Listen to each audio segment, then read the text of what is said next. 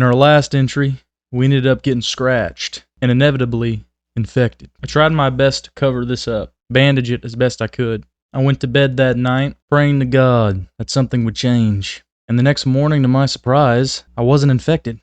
Hell, I wasn't anything. The bandages were gone. I wasn't sure what to make of this. I didn't know if it was a miracle or, well, if I was just going crazy, or it was a delayed effect. Regardless of this, I decided to go on my daily duties.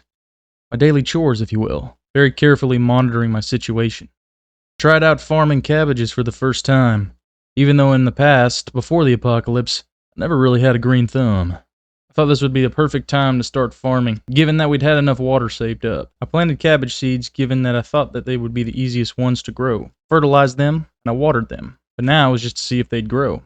It was day 29, and I could tell. My hair had grown out. It was crazy, and so did my beard. I'd had a helmet on for so long I didn't even check. It was time for a haircut. I decided to grab the scissors and give myself a crew cut. Nice, clean, shaped on the sides, keep the sweat from getting in my eyes. I would spend the next few days, as I said before, monitoring my health, making sure that the infection wouldn't return, because at this point, I was still baffled to why everything was gone after one night's sleep and taking antibiotics. I didn't know they would be that strong, or potent. In this time, I decided to take some book learning, read up on some skills that I hadn't yet mastered, maybe even find some information about this issue in a medical book that I was reading here, in hopes to understand what was going on.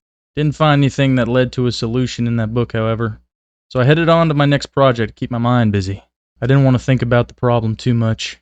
I had to do something with my hands to keep my mind away from what may end up happening. So I crafted some stairs out front along the wall. This way I could get up, see if there were any zombies around before I left the airlock. Of course, I would have to try not breaking my legs first. I even added an extra floor up there just to get a little closer to seeing. It was now day 30 of July, and I was bored to death. TV wasn't working anymore. This upset me because I missed Paul's TV, the little puppies and kitties. I began to think what we would do on the 31st. To burn some more time, I decided to do some exercise, warm up the legs. For what we were about to do might be a little insane, maybe not. But I began to think about what we should do on our 31st day. It was a big deal. 1 month and the apocalypse survived. As I began cooking my stir fry, I started thinking that maybe getting some alcohol from the hotel bar we had looted earlier in a previous entry might be the place to start. A place where he could get a prize. Chill out and relax with a nice cold drink. We'd bring it back, of course. We wouldn't drink it there. With this in mind, I headed out. Same path I took before. This would be the same place that we went to go get our Molotovs from in a previous entry as well. I was hoping it wasn't swarmed with zombies, as in that entry, there was a horde all around. Headed through the rich neighborhood that would lead to the hotel bar. Number of walkers still wandering around, but I wouldn't let this dampen my hopes.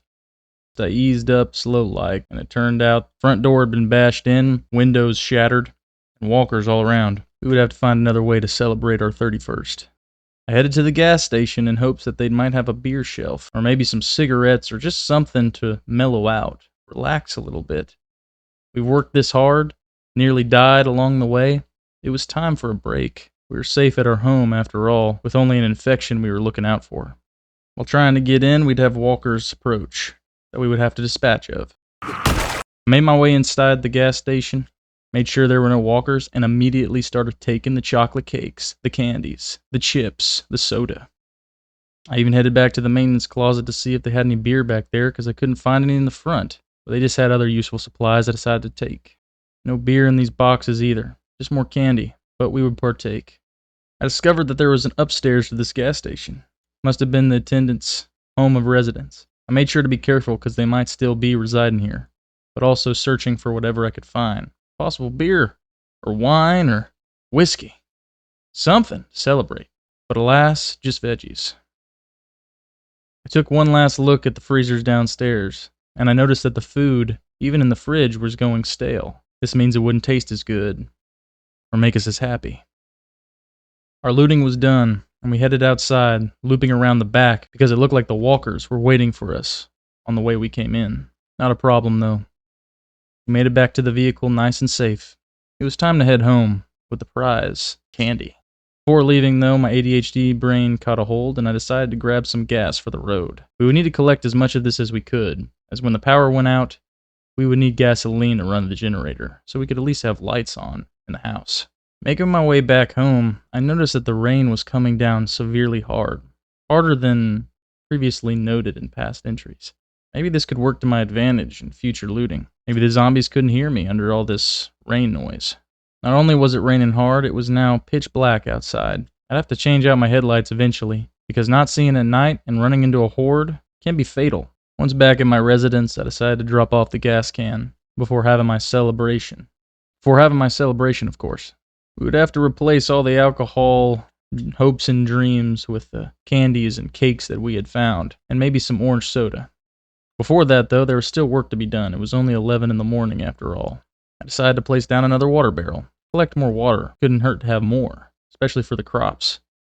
With chores done, and the crops getting watered quite well by the rain, I decided to take a seat on the perch out front, enjoy my chocolate cakes, my candies, just relax a little bit. This isn't what I envisioned in my head for my 31st day. I expected sunny weather, maybe some clouds, but not a heavy rainstorm. It was almost like the world was telling me I was going to die soon.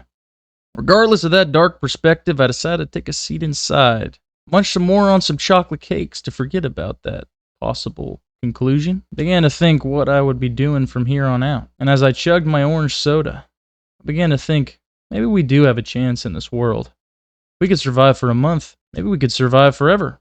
Now, what should I do tomorrow?